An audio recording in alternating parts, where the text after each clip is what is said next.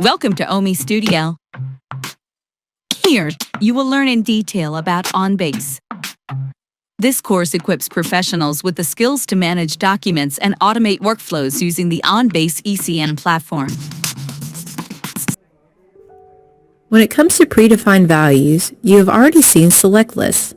But what if I want to display all the options on the form instead of hidden in a drop-down? We can accomplish this with radio buttons.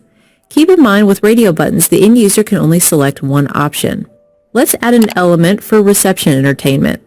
I'm going to double-click my radio button group, and that's going to launch the configuration. For my data type, I'm going to be using text. For orientation, do I want the radio buttons displayed vertically, top to bottom, or horizontally, left to right? Another nice feature about radio buttons is I can leverage existing datasets in ONBASE configuration, or we can create a new one on the fly. To do that, click the Add New Radio button. Just need to change the label. Let's add a DJ. Notice the label automatically updates the value. These values can be used in custom actions. To add another option, click the Add New button again. Let's also have a polka band, and we'll also do a mariachi band. And we'll also do a square dance collar.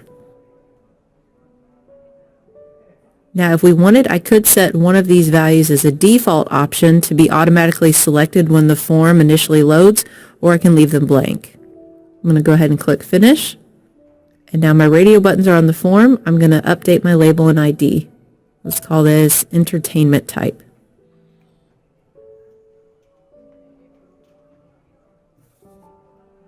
Now when we test out our radio buttons, I just select the circle next to the option I want, and I can only select one option at a time.